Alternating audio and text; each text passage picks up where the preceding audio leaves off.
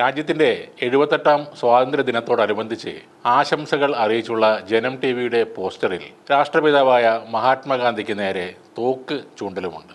സഹിച്ചു നേടിയതല്ല പിടിച്ചു വാങ്ങിയതാണ് സ്വാതന്ത്ര്യം എന്ന ക്യാപ്ഷനോടെ ജനം ടി വിയുടെ ഫേസ്ബുക്ക് പേജിൽ പങ്കുവച്ച പോസ്റ്ററാണ് വിവാദത്തിലായത്. പോസ്റ്ററിലുള്ള ഗാന്ധിജിയുടെ തലയ്ക്ക് പുറകുവശത്തായാണ് ഒരു തോക്ക് പ്രത്യക്ഷപ്പെട്ടുള്ളത്. സ്വാതന്ത്ര്യദിന തലേന്ന് രാജ്യമൊട്ടുക്കും ആഘോഷരാവിലേക്ക് കടന്നിട്ടുള്ള നിമിഷത്തിലാണ് രാഷ്ട്രപിതാവിന് നേരെ തോക്ക് ചൂണ്ടിയുള്ള ജനം ടി വിയുടെ പോസ്റ്റർ വന്നത്. സമൂഹ മാധ്യമങ്ങളിൽ പോസ്റ്റർ പ്രത്യക്ഷപ്പെട്ട് ഈ സംഭവം ആളുകൾ ചോദ്യം ചെയ്ത് തുടങ്ങിയതോടെ ചാനൽ ആ പോസ്റ്റർ പിൻവലിച്ച് പുതിയ പോസ്റ്റർ നൽകുകയും ചെയ്തു. എന്നാൽ അപ്പോഴും ആ തോക്കുള്ള പടം ട്വിറ്ററിൽ നിന്നും മാറ്റിയിരുന്നില്ല.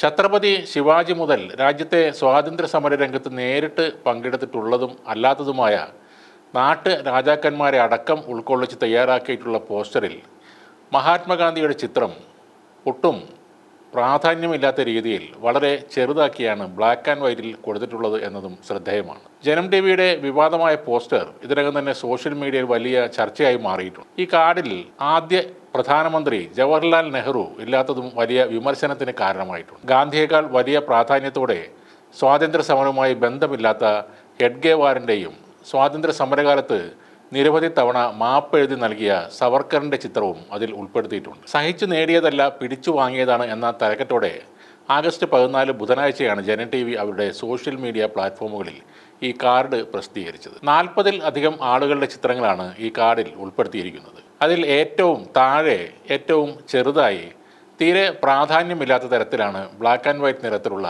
മഹാത്മാഗാന്ധിയുടെ ചിത്രമുള്ളത്. കുറച്ച് സമയമെടുത്ത് തിരഞ്ഞു നോക്കിയാൽ മാത്രമേ ഈ കാർഡിൽ രാഷ്ട്രപിതാവായ ഗാന്ധിയുടെ ചിത്രം നമുക്ക് കണ്ടെത്താൻ കഴിയും. അംബേദ്കറും ഭഗത് സിംഗുമെല്ലാം ഈ കാർഡിൽ ഉണ്ടെങ്കിലും നെഹ്റു, അബ്ദുൽ കലാം ആസാദ്, പട്ടേൽ എന്നിവരെ അതിൽ കാണാനാകില്ല. ഏറ്റവും മുകളിലായി ബ്രിട്ടീഷുകാരെ നേരിട്ട് കാണാൻ പോലും സാധ്യതയില്ലാത്ത ചില നാട്ടുരാജാക്കന്മാരുടെ പടവുമുണ്ട്. പഴയ പൂമ്പാറ്റ അമർ ചിത്രകഥയിൽ ഉണ്ടായിരുന്ന രാജാക്കന്മാരെ പോലെയുള്ളവരും അതിലുണ്ട്. സ്വാതന്ത്ര്യ സമരത്തെ ഒറ്റുകൊടുത്തവരുടെ വ്യാജ ചരിത്ര നിർമ്മിതി എന്നാണ് പൊതുവിൽ ഈ കാർഡിനെതിരെ ഉയരുന്ന വിമർശനം. കാർഡിൽ മഹാത്മാഗാന്ധിയേക്കാൾ വലിയ പ്രാധാന്യത്തോടെ സവർക്കറിൻ്റെയും ഹെഡ്ഗേവാറിൻ്റെയും ചിത്രം പ്രസിദ്ധീകരിച്ചതിനെ കോൺഗ്രസ് നേതാവ് വി.ടി. ബൽറാം രൂക്ഷമായി വിമർശിച്ചിട്ടുണ്ട്.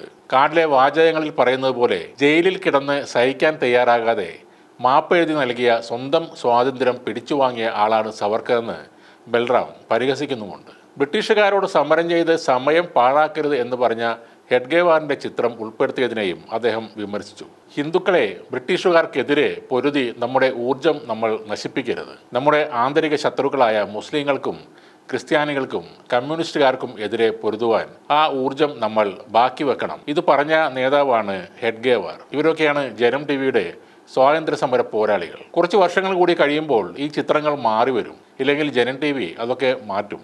അപ്പോൾ മോദിയും യോഗിയും മോഹൻ ഭഗവതും സ്വാതി പ്രാച്ചിയും കുമ്മനവും കെ സുരേന്ദ്രനും ഒക്കെ അവിടെ ഇടം പിടിക്കും. അതൊന്നും എതിർക്കാൻ അന്ന് ആരും ഉണ്ടാകില്ല. പുതിയ സ്വാതന്ത്ര്യ സമര ചരിത്രത്തെ ആഘോഷിക്കുന്ന ഒരു തലമുറയായിരിക്കും അപ്പോൾ ഇവിടെ ഉണ്ടാകുന്നത്. എന്തായാലും നമുക്കൊക്കെ ഇപ്പോൾ അഭിമാനിക്കാം. രാജ്യത്തിന് സ്വാതന്ത്ര്യം പിടിച്ചു വാങ്ങിയവരിലും സഹിച്ചു വാങ്ങിയവരിലും ഒരൊറ്റ സംഖ്യയുമില്ല എന്ന് തോർക്കുമ്പോൾ അത് അഭിമാനം തന്നെയാണ്. ഇന്ത്യ ഉണ്ടായത് 2014 അല്ല. അർദ്ധരാത്രിയുടെ മണി മുഴങ്ങുമ്പോൾ ലോകം ഉറങ്ങുന്ന സമയത്ത് ഇന്ത്യ ജീവിതത്തിലേക്കും സ്വാതന്ത്ര്യത്തിലേക്കും ഉണരും. ഇത് 1947 ആഗസ്റ്റ് 14 സ്വാതന്ത്ര്യദിനത്തിൻ്റെ തലേ ദിവസം രാത്രി ഇന്ത്യയുടെ പ്രഥമ പ്രധാനമന്ത്രി ജവഹർലാൽ നെഹ്റു പറഞ്ഞ വാക്കുകളാണ്. ആ പ്രസംഗം 20-ാം നൂറ്റാണ്ടിലെ ഏറ്റവും മനോഹരമായ പ്രസംഗങ്ങളിൽ ഒന്നാണ്. ആ നെഹ്റുവിനെയാണ് നിങ്ങൾ ഒഴിവാക്കിയതെന്നും ജനം ടി വി ഓർക്കേണ്ടതുണ്ട്. എല്ലാവർക്കും നമ്മുടെ മഹത്തായ ഇന്ത്യ രാജ്യത്തിൻ്റെ 78ാം സ്വാതന്ത്ര്യദിന ആശംസകൾ.